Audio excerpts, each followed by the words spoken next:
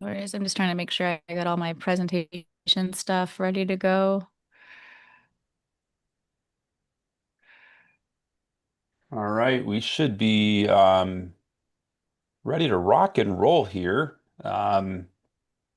Very excited to have a uh, an expert here from Griffin Resources, Michelle Griffin, and we're going to talk a bit today about a topic that I think we can all relate to. Burnout isn't a badge of honor.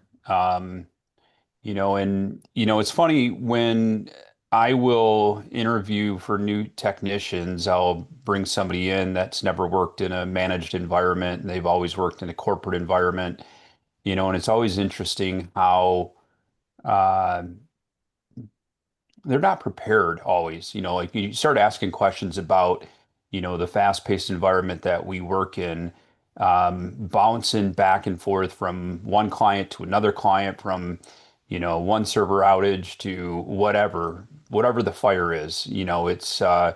It's a constant battle, and it does take a certain mindset to be able to work in a managed environment like we have. And that is exactly what Michelle is going to talk about today. Yeah, I And think also if they come out of corporate, getting them to put their time in is a challenge because they're oh not used to yeah, having to do that.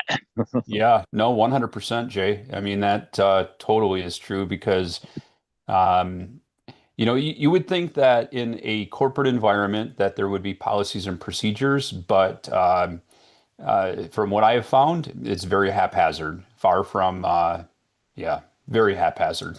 Hmm. So, Michelle, I'm going to turn things over to you, and you can give your intro for those that might not be familiar with you and Griffin Resources, and we'll just jump right into our content.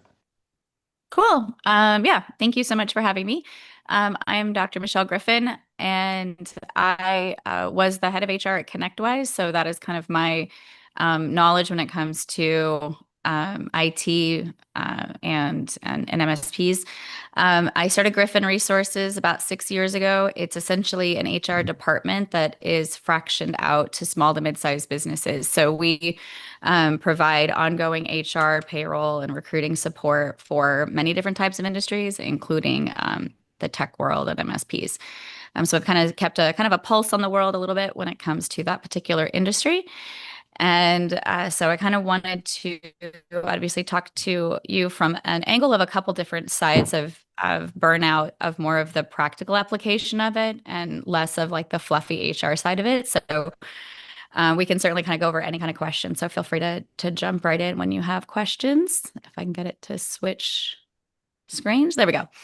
Um, so I kind of wanted to talk kind of like what Dan was saying, like the always on culture that obviously doesn't necessarily happen in the corporate side of things. And obviously, if there's outages and nights, weekends, and stuff like that, there's typically the need for that. But usually, the MSPs are the ones that have to handle that unless a company is big enough to have their own IT. So that's something that is not typical in other industries and things like that. And there's specific challenges that come with that. So obviously, it's everything from the outages to cyber attacks, server failures, and things like that. And it typically, obviously, comes from some kind of internal. I would say, I don't know if it's all the time, but typically what I've seen from the HR side is there's some kind of failure that happened on an employee side, like they clicked on something that they weren't supposed to, they weren't using the VPN or something like that. So it comes with a lot of education with employees on cybersecurity and managing all of the issues that come with all the different types of employees that the MSP is going to be supporting and making sure that those people are educated and reducing those risks. And so you don't have the same kind of control over all the clients and all the education that they should have, but you have to deal with all of their messes. So I think that's also another like just issue that comes with handling so many different types of clients and the different levels of industries and things like that, depending if your MSP is focused on a particular industry or not. Um, and obviously that, the actual issues that come with that from an individual perspective is obviously fatigue and, sleep disruption, loss of focus. And if they're not used to that at all, and really kind of just having to be either on call or that just relentless pressure of that type of culture of always being on is can lead to burnout. And burnout is obviously just more than just stress or, a particular short-term type of fatigue. It's something that can be longer lasting and causing, it can cause mental health issues. It can cause issues with the person, but also for the company, because then you're dealing with customer service issues. Again, they're not clocking things correctly. You may not be billing things correctly. And so it definitely leads to some issues and impact on the company itself. I kind of wanted to I wanted to obviously go jump ahead. in here and just make a comment too. Yeah. I think it's so critical for us to, have a good understanding of um, what's going on in the lives of, from a work perspective, of our employees. Because, I've had technicians over the years that, you know, have come to me and said, Dan, I just not sure I can handle the stress. Through conversation, we figure out what we can do to make things better. But we don't want it to get to a point where they're pulling their hair out and they're ready to leave, right? Or their quality of work diminishes. I remember one particular technician, he says, Dan, look at how much weight I've lost since I've been working in this role. And, so those are things that, we need to keep an eye on. We are all small organizations. Um, we're not big empires where you're a number. So it is much more of a personal, family type oriented, environment that we all have. And we just need to have our, finger on the pulse of our teams and, don't wait too long to address it. Yeah, and this kind of talks about like where that stress comes from, and part of identifying like how to solve it is kind of knowing what is going to be causing those stress. A lot of it is that mental toll of that constant switching, like you mentioned also in the beginning about just the different types of clients, different types of environments, different types of, issues, and you're constantly having to switch between clients and issues and keeping all the information straight and, tackling all of the challenges sometimes, in a multi-tasking environment, and sometimes you can handle them one at a time depending on, the demand that you have on the individual. So, you know, the the difference between obviously just the corporate versus MSP is, one that definitely has to be not only explained, but sometimes they just don't know what it's going to feel like until they get into it. And having to just juggle with those different setups, and each client's going to have their different hardware configuration, different cloud services, security protocols, and things like that. That's going to always just constantly be a cause for concern if there's not a good way to manage the stress of that. And so being understanding of what that looks like and how many clients a certain engineer can handle. So being able to really, some people may be able to handle more or less depending on, how many years of experience and things like that. But, they have to handle not only just the tech side of things, but the human aspect side of things. So like, however many clients they have and how many points of contact they have within that client, they have to manage all of those, their stresses and, have really difficult conversations on a regular basis, which is, obviously just a lot of issues can come from that too, including something called decision fatigue.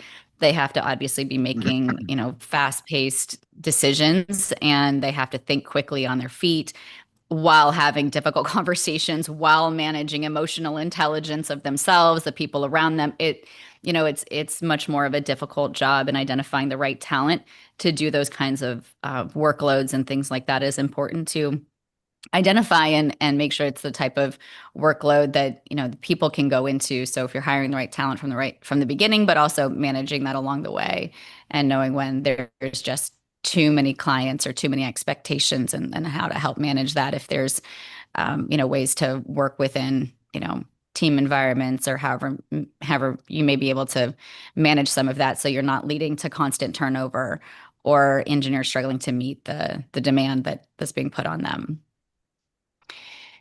So some of the signs and symptoms, obviously, is they literally stop being productive, and they can't be proactive at putting out fires. They're always constantly, just having to be reactive to everything. The ticket qualities can suffer, and they end up. We saw this at ConnectWise too, where our like level 4 techs would just solve the issue of the ticket, but they wouldn't actually put in the information to solve the baseline coding, so that wouldn't happen again, and that we would be able to solve it with updates and things like that too. So they were just starting to get to the point where they would just put band-aids on things, and we weren't actually solving the tech issues from the root causes. I had to write people up for that. So it was, so those are some of the things where like you'll start to see, just constant, issues that might be happening through, it could be solved instead through, thoughtful troubleshooting. Explain how it leads to more, just the escalation due to the bandwidth constraints and things like that, and what that means. And so being able to have those kinds of conversations with them and get them to open up and kind of, let them know when you're starting to see some um, issues within the company, and how they can change and work together on reducing some of that stress for them. And obviously, like, you don't want to lead to absenteeisms and turnovers and things like that. And I'm sure you guys have seen some of those types of things in your past, as far as like actual like symptoms of what happens when people are like literally in burnout and stop caring as much about the client or their work product. So, really having an impact on the business, obviously, kind of like beating this point to death, but, really you don't want to get to the point to where it also turns into client dissatisfaction and you start losing clients, not necessarily your people, but, and obviously that's expensive too with recruiting and turnover costs, but, not producing the right answers to your clients, or, you're not supporting them in a timely fashion. Like they said, everything is an emergency all the time, and being able to communicate to them, what deadlines to expect, and set expectations with them, and helping your team members knowing how to set those expectations and meet. You don't want to over promise and under deliver kind of situations. So those are all kinds of, you don't want to get to the point where you're having situations with your clientele as well, because obviously all of that is issues with the costs of obviously running business, but you don't want to get to the point where those hidden costs of overworked employees that are cutting corners, exposing the business to security issues, legal compliance risks, things like that could start to really cause a problem for the business itself. I want to throw another thing out here too is, and you maybe you're covering this later, and we can address it at another point. But we often feel as if okay, we're adding more business, but we've added enough, where it's like, well, we could use a part-time person or a quarter-time person, but not enough for a full-time person. Let's say there's four techs, and then really you could use four and a quarter techs or four and a half techs, but you're not going to hire necessarily a part-timer. You want a full-timer, and so you keep pushing it and pushing it and pushing it, and that's where that stress comes in. And we have to, have a good understanding of what new business is coming in, staying on track of generating new business so we can bring in that fifth technician. So we're Hmm. not putting so much extra burden on those existing four and causing them the stress. And, sometimes, there is a ramp up period. We don't want to wait till we have Hmm. all the work for that fifth person. There is a build up period that, we have to make an investment, and, they might not be as busy as they need to be in the beginning, but, as you continue to drive new business, they will get busier. And that's just the right way to handle that. Yeah, and that's actually what this next part is about is like real world solutions and not focusing on like, the fluffy wellness side of HR is more like people respond better when they know you understand what they're going through and they will end up being more loyal when you help solve the real life problems that they're facing, not just saying, well, here's a employee assistance program and here's some, wellness, you know, Yeah, talks for you and things like that. That doesn't solve the problem. So, right. understanding what needs to happen in the business is where you really want to start and make sure that they know that that's what you're working on. It's kind of similar in what I've built for my company. Everything we do is fractional. So I have a lot of part-time employees. A lot of them want to be part-time, and then we have to start them part-time and then ramp them up to full-time. And that has taken us a few years, to be honest, of recruiting to get our environment known and how do we explain that in a way that isn't misleading when it's in the recruiting process. And there has been sometimes, depending on where they're working in the business, if they start as a contractor and then move their way into employment. And so obviously it depends on your liability and what they're working on. If you can handle the liability of a contractor versus a direct employee. But some of those things where it's like if it's something where they can kind of start to ramp up slow and introducing them, to the training and ramping them up in a way that you can afford it, because that's the other thing is you don't want to promise a salary and pay someone that, that are not revenue generating. And then you're paying for overhead that, you really can't afford, which is also kind of like similar to my environment. I can't do that either. I need to be paying them, billable time with, obviously I pay them the training and things like that, but I need them billable like as soon as possible. So it took us a little while to make sure that, we were explaining that correctly. We, had a really structured training process and standardized quite a bit of what we could. And so, this is kind of like what the slide's about is kind of just really making sure that, there's ways to standardize your processes and, building that buffer zone, which is kind of, exactly what Dan was saying, making sure that you are either rotating the staff if you can, so they're cross-trained, or if they have to be on the front lines versus, kind of tech and that kind of stuff too. Or, making sure that they're very aware if they're overworked because you just have to put it on them until you can bring in someone new, that you're voicing that and you let them know you're bringing someone in to relieve them soon, because then that way they know what to expect and they know it's not a forever situation, that there's a light at the end of the Yeah. tunnel, so No, to I think speak. that's a key point because if they have no clue of what's going on and they feel like you're just trying to squeeze as much life out of them as possible, that's where they're going to start becoming dissatisfied with their job, and that's when they're going to start looking and they say, you know what, this isn't worth it. But like you just said, I mean, if they have an understanding of what your plan is, what the plan of attack is, they're going to breathe a sigh of relief in that regard. Hmm. My Yeah. accountant And taught me like probably 20 something years ago to always have extra capacity. You don't want people sitting around doing nothing all day, but Right. you want mhm. extra capacity so they're not burnt out. Yeah, and think about too, like in our roles, there's always some kind of projects that we have as MSPs that we want to do to allow us to be more efficient at what we do. Maybe allow us to be more proactive in what we do. But because often we're putting out fires, there isn't time to be as proactive as we really should be. And if you do bring somebody on, and they aren't going to be overloaded or at capacity or near capacity, well, there's plenty of projects that we can give to them, things that we've always had on the back burner and we can accomplish. Right. And that kind of goes into obviously a lot of the communication too, and just setting clear boundaries, not only with the employees, but helping them to set boundaries with the clients for themselves.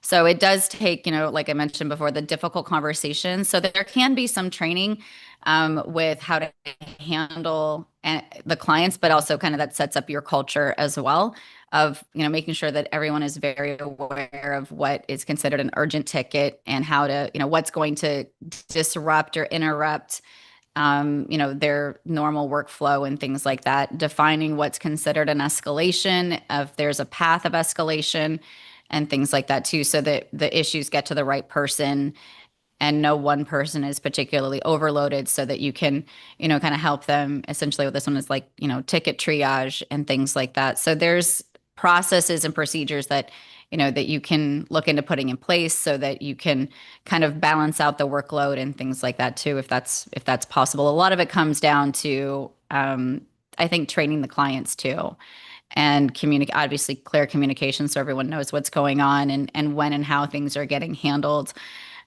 to reduce pressure on the engineers and create realistic expectations with the clients, so that they don't feel like you just drop the ball, and that kind of thing too. So a lot of times we would see, just responding and letting them know exactly where things are at versus having an automated response, just saying, your ticket's been received, kind of thing.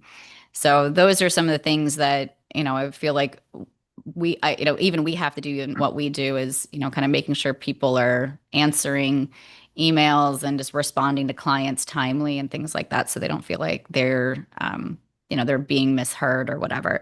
So it really is a very interesting balance when it comes to not only their individual workload, but if there's something they can do to help each other out as teams, depending on how you can set up your workloads for them.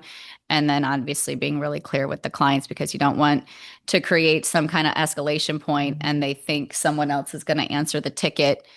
And then you have a he said, she said of whose responsibility it was. One person thinks they're going to answer the client and get back to the ticket, and the other one, that kind of thing, and it doesn't. So there's obviously a lot of processes and procedures and that kind of thing to help out, depending on obviously your client load and how many you have versus how many team members, if you get to the point of, two, three kind of engineers. So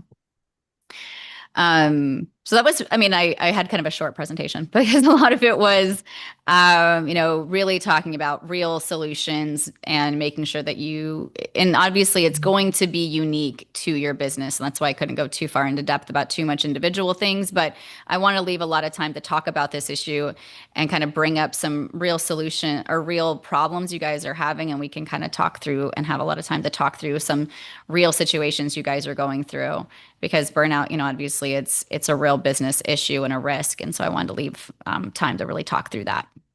Yeah, I Yeah, think absolutely. another point would be to, like I said before, have extra capacity, because it'd be even worse to wait until everyone is, bogged down to bring someone on, and then it takes more time out of their day.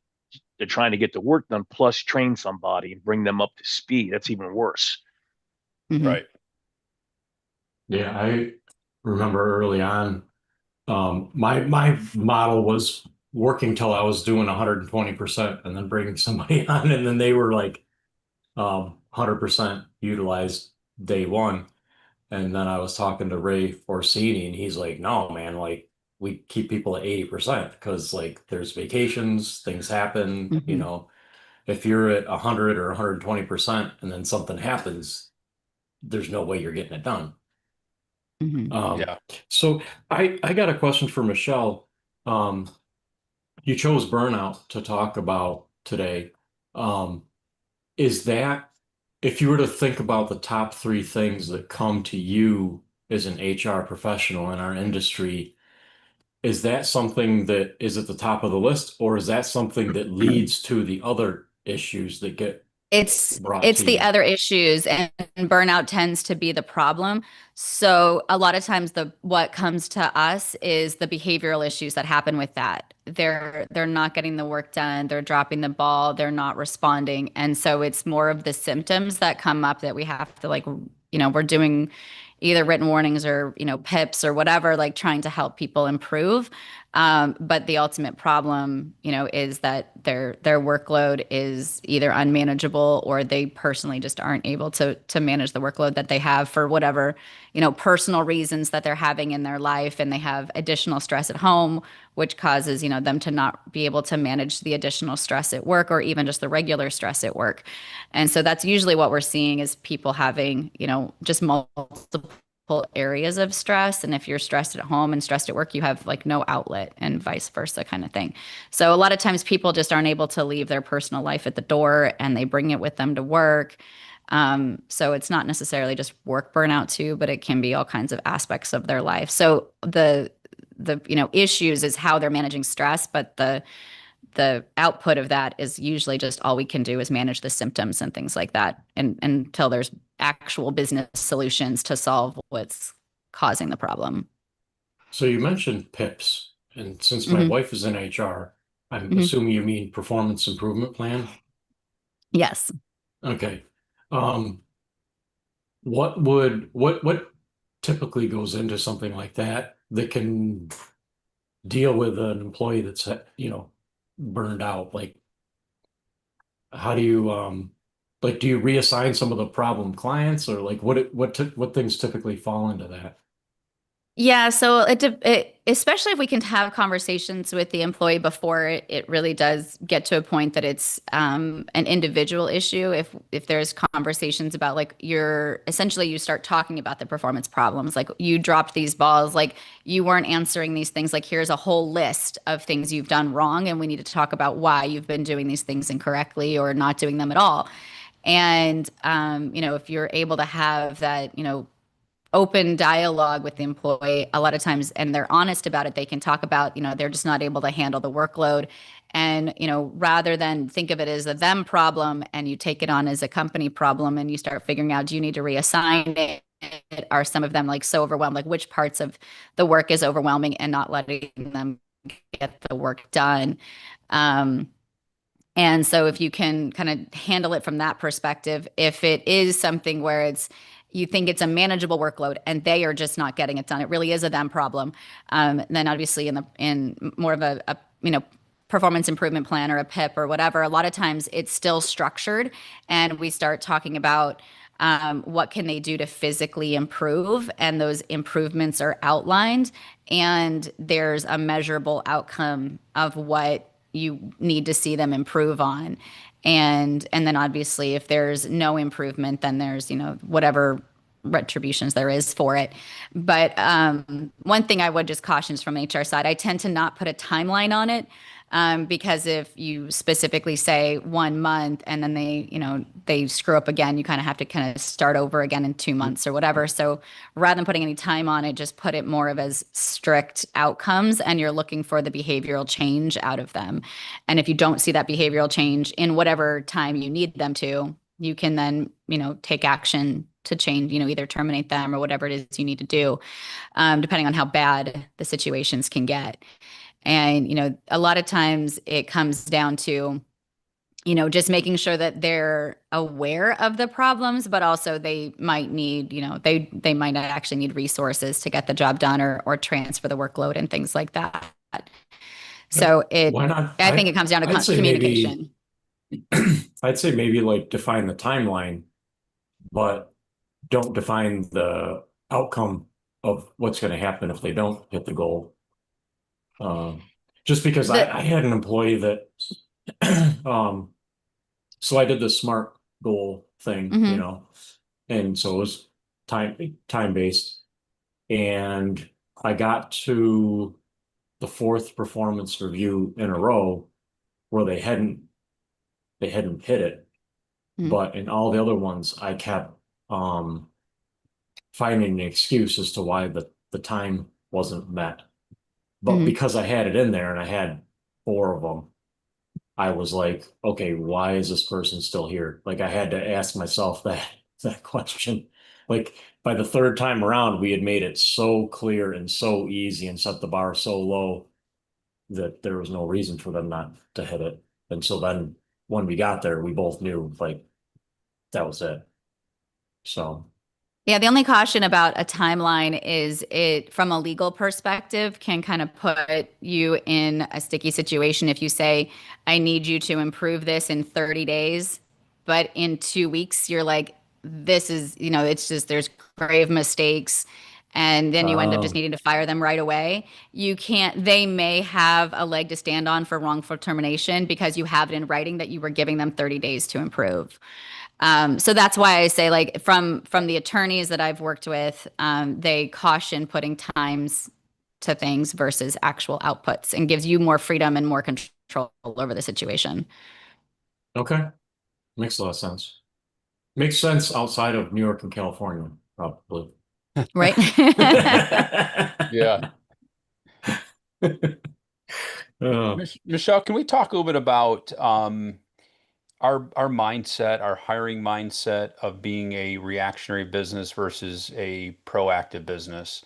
Because I think that comes into play, significantly if we are thinking about if we're hiring based on us just putting out fires and being reactionary, hmm then we're never really accomplishing what truly managed services is, and that's being proactive technology management.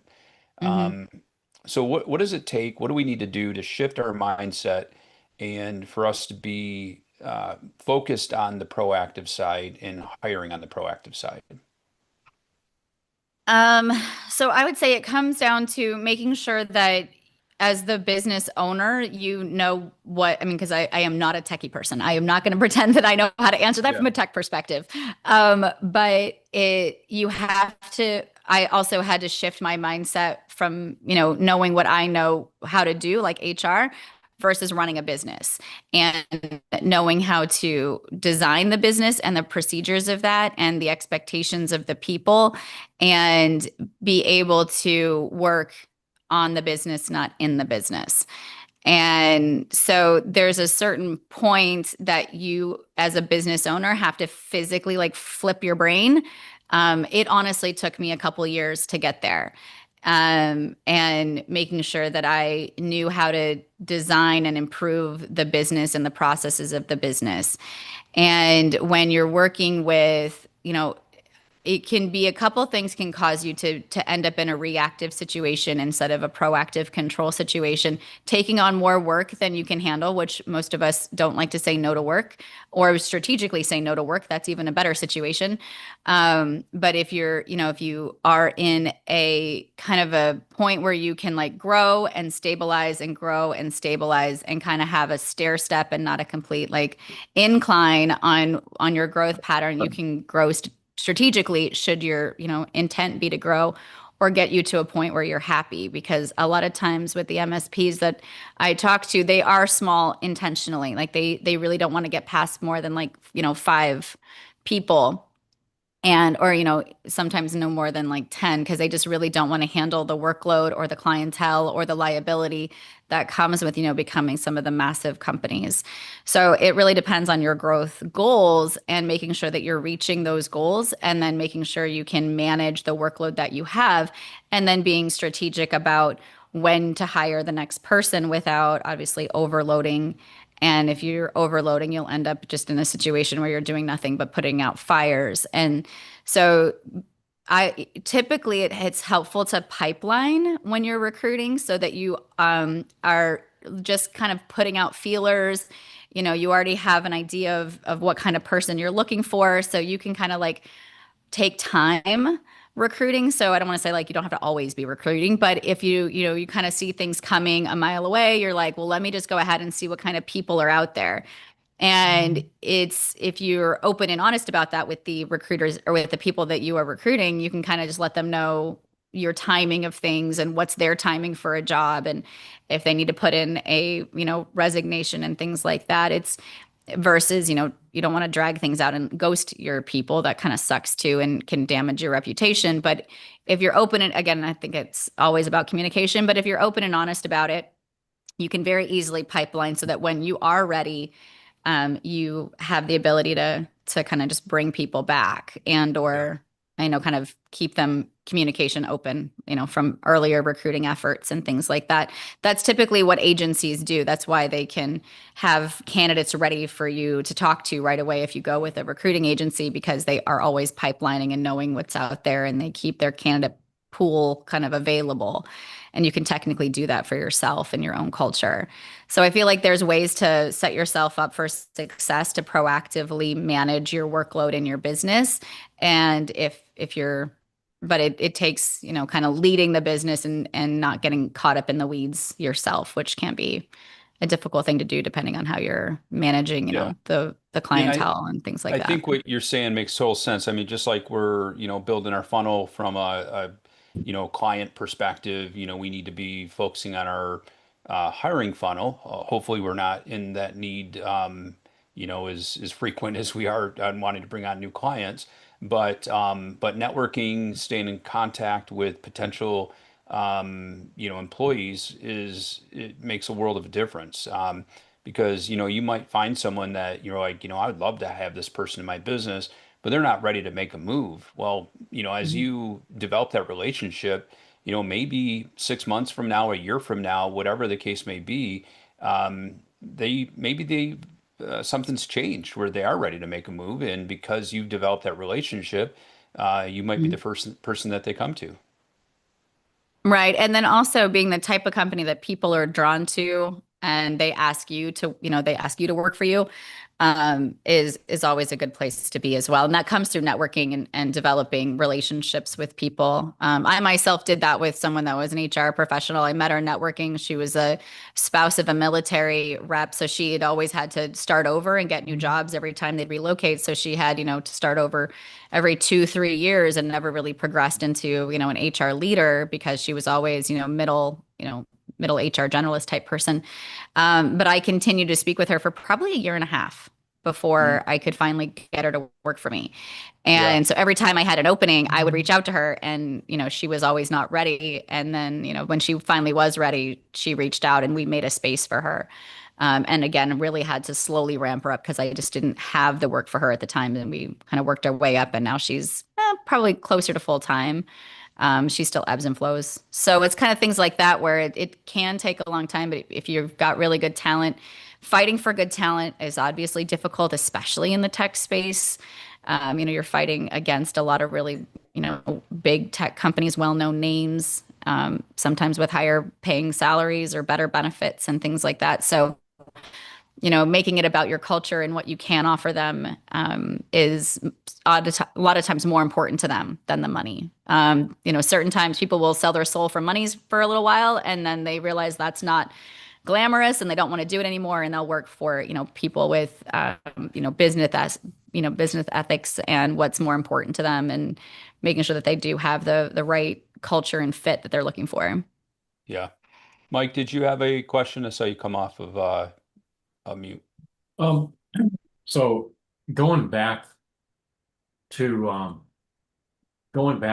what you were saying earlier in the call about the burnout stuff that you went through with your staff, um, do you think now that your business has evolved and you've got more processes in place than when you were starting out, that's gotten better? Because I feel like that's the way it is for me. Yeah, absolutely. I think, the more that, your business is in a trial by fire type of mindset, you don't have policies, procedures, you don't have that operational maturity, then it becomes more chaotic where people feel like, you're flying by the seat of your pants. And if the team feels like, because let's face it, a team is only as good as its leader. So if the leader of the organization has that impression that they're flying by the seat of their pants, then the team is going to have some concerning vibes. And so yeah, absolutely. I think as operational maturity grew, also our own maturity too in running a managed services business. I'm sure, Mike, you've experienced this yourself over time that, you know, you have a higher level of confidence in doing what you do based on each year that goes by. And, so that vibe carries over to your staff, and, they see that, and they see the confidence that you have, and that just provides huge value to them. Yeah. I myself thinking about the employees I've had, I only had one that um quit because they were stressed out, but um he lasted 4 days and came in on Friday and then said, I can't do it. It's like Yeah. you're done. And in the back of my mind, I'm thinking, you haven't even taken a single phone call yet. We did mock phone calls yesterday as part of your Right. training.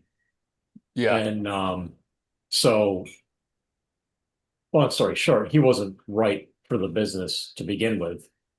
Um, You should have but found out quick. Yeah. yeah, that's the thing. But I thought it was a dicey one going into it because he didn't even drive. He had a phobia of driving. Oh my. And so I'm like, but I looked at his resume and stuff, and I'm like, he came out of our local vocational school, so he had that background, those skills there. And I'm like, there's only a couple places in our town where he could actually work that he could walk or bike to, and I'm one of them. So I'm like, this could be a good fit. I wouldn't have to worry about him going to work somewhere else and Yeah. Yeah.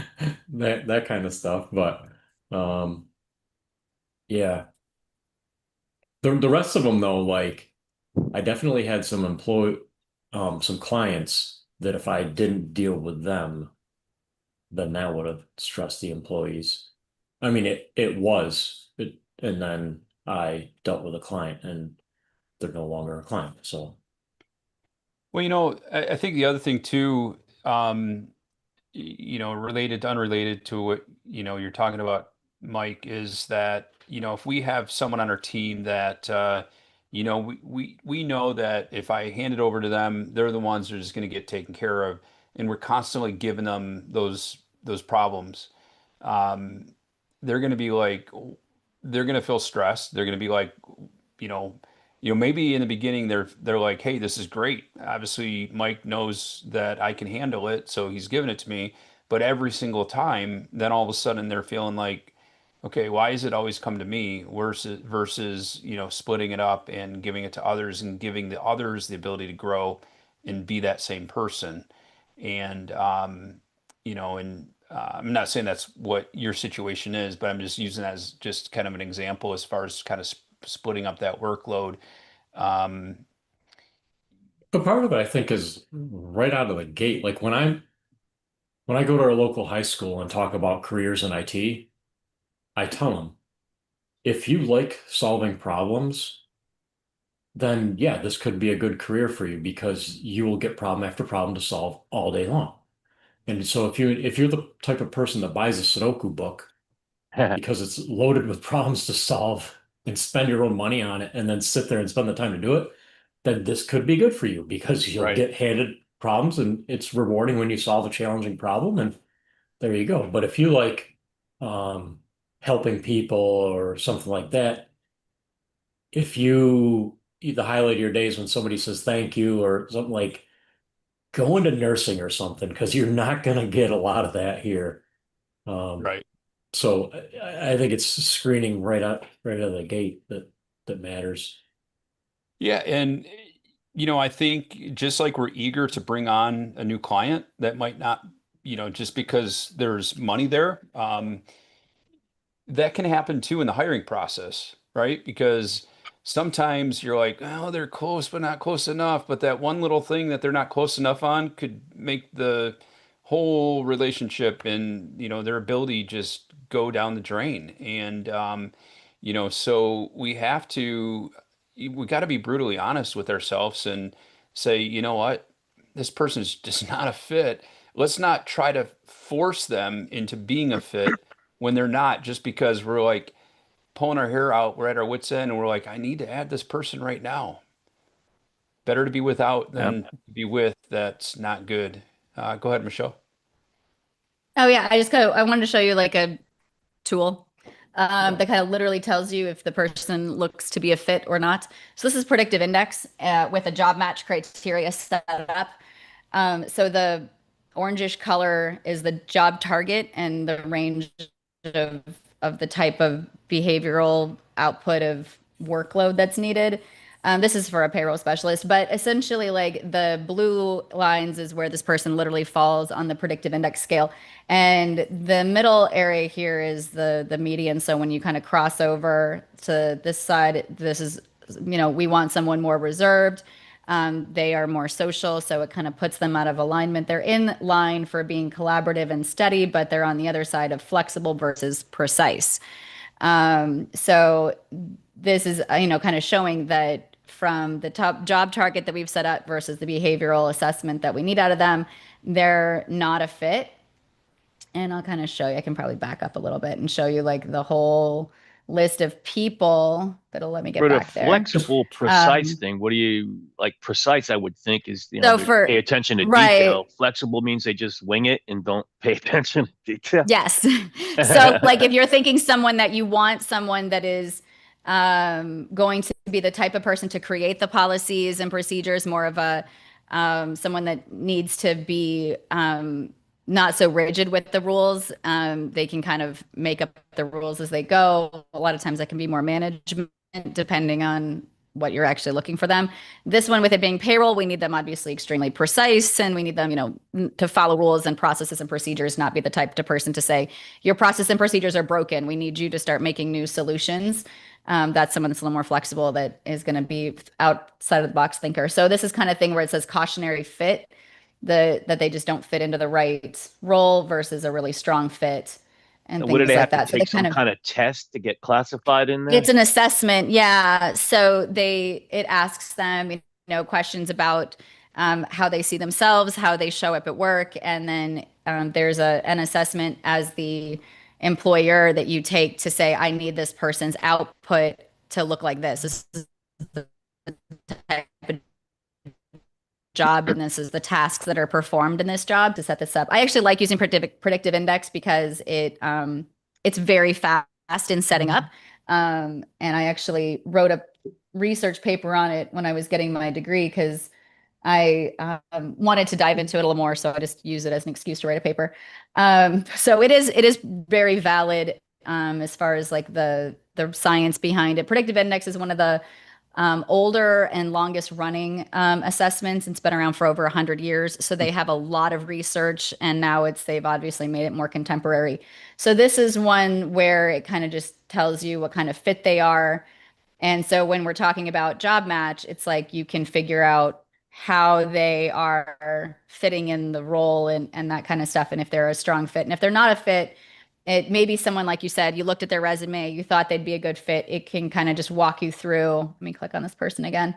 Um, it can walk through like what to ask them if they're not a fit. So since they're not a fit, it'll literally ask you about behavioral questions and things like that to kind of get them to talk more about situations, and you can guide your way through it. So there's tools out there that can help you kind of like scientifically look at it from a job fit perspective. Are the And questions like disguised or anything so they don't know the obvious answer? Like, do you try and up to work on time? Who's going to say no, it's no this to one. It's that, these are the right? no these yeah, no, these are the questions. Let's see, so it's like, how do you make sure that you've gathered all the facts before communicating to project stakeholders? Describe a job where you encountered a lot of interruptions and how you managed to get your work done. So, So you So at what, oh, go ahead, Dan. no, go ahead, Mike. Good. So at what point in the process do you send them this quiz to take? so because predictive index is affordable, we have kind of unlimited amount to use on them. We ask them to take it pretty early. So they usually, like, once they've applied, we can either have them do it right after they've applied, or we can have them do like a phone screen or something first and then take it. It depends on where in the process we want to start adding loopholes, like that they have to keep jumping over, like whatever, like what do they have to Yeah, do to get the job? Candidates obviously only have so much patience and attention span. that's what I So we found kind of take that out. into consideration. At one point I used Indeed, and the feedback I got from some people, not even that were interviewing for the job that I had, but that had used Indeed themselves, they said they hated when they had to do those quizzes on stuff. And Yeah, this one is very simple. It takes less than 5 minutes to complete, which So, which is why I wrote a research paper on it. I think that their assessment lacks something called face validity. It doesn't look like it's going to measure what it measures. However, the rest of it is extraordinarily valid and very, very close to like the truth. So I'll show you like job fit and kind of what happens out of this. It kind of tells you like a that's the job information. I'm trying to find the Well, where's guys, here we go. Maybe Michelle it's under just the about. admitted that she is truly an HR geek, that she used it used something as an excuse to write a report on this. I love it. So, I mean, I had to do it for my doctoral research anyway. So Yeah. this kind of are you guys seeing the screen? Am I still sharing my screen? Is it Yeah. sharing Yes. right? Yeah. Yeah. Okay. So this kind of says like it kind of tells you about the person and the it breaks it down to their preferred work style and whether or not you think that's what you need in your environment. So this person's preferred work style is unhurried, deliberate, stable, will do things using established processes, finds it difficult to change these systems. So if I'm going to put them in a situation where they're doing nothing but using different systems with different clients and everything it's this is a payroll, which is obviously like we do like 15 different payrolls, and if someone goes out we need someone else to follow the SOPs to process that payroll in a system they've probably never touched before. So this would be a very bad fit for like I'd be like, well, I need you to be hurried and I need you to be in difficult changing systems all the time. And so this is kind of where it's like if you can tell this about a person, um, then maybe you can catch them before, you're going to put them outside their comfort zone. So this kind of measures someone's natural disposition. And then if they say, well, I really want the job, and you kind of decide to hire them anyway, they can only work against their natural disposition for so long before they get stressed and burned out. So, they may think that this is a career that they want, and they may just not be the type of person to handle it. Or So, when they get really stressed, they revert to their natural behavior. exactly. What Yeah. about using like this compared to like disk? We use So, disk a go lot in ahead. the past. So, DISC isn't validated for hiring purposes. It's validated for a communication tool. Okay. So it's meant to if you were to want to use it as like it's also a very long assessment to take. Yeah. It's a very in-depth thing and it's also expensive. So you can use it if you want to make sure that you understand their communication style, how they're going to communicate with the team and that kind of thing too when you understand that from them. This is literally meant to be used as a hiring tool. Okay. You can use it for team environments. You can use it to learn how they're going to fit inside the team, but it's not the best tool for that. Yeah, the Okay. disc, like if you'd already hired him and then you were trying to figure out, is this a person where I have to give them all the details to Hmm. digest before we meet? Hmm. Or can I just invite them to a meeting where they haven't even seen the agenda before they show up? The disc Right. is real helpful at determining where they're going to fall on that. Yeah. Yeah. All right. We only have a couple more minutes left here. Unless anybody has any questions, I would. Does anybody have any questions? Let me start there. I was just kind of curious for Michelle, what are your goals as to what staff size you want to get to, or is that not one of your goals? Um, That's an interesting question because I have like revenue goals and it's easier to meet those revenue goals with full-time people, but Hmm. it's really hard for me to like staff full-time people being in a fractional environment.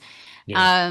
So if I were to like completely double, I'd go from like 40 team members to 80 team members. And, I don't know if I want that type of like staffing Yeah. and that kind of stuff too. So, I think for me, it's kind of just been kind of scaling and revenue and then adding people. I haven't looked at it from like I'm, which is crazy because I'm a seven-figure business, and it's not one where I've taken a business plan and said I'm going to go meet these business plan goals. I've really just kind of had loose goals, and kind of wanted to make sure that we are providing the services we can, and we kind of bring in new clients, and I get to be picky now about which clients I work with. So I think a lot of it now is really bringing value to the clients, and then also value to the employees' lives, that I get to help them live lives that they want to live. So I've been focusing on those goals and then kind of seeing where the money follows behind that.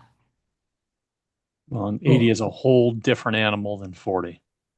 That's a Yes. whole different animal. Yeah. Yeah, that's like it's also 2 million versus, or 2.5 million versus like 5 million. So it's a big Yeah, difference there because too. once you go over 50 employees, well, in New York State anyways, that you're Yeah. in, you have way more things you have to comply with.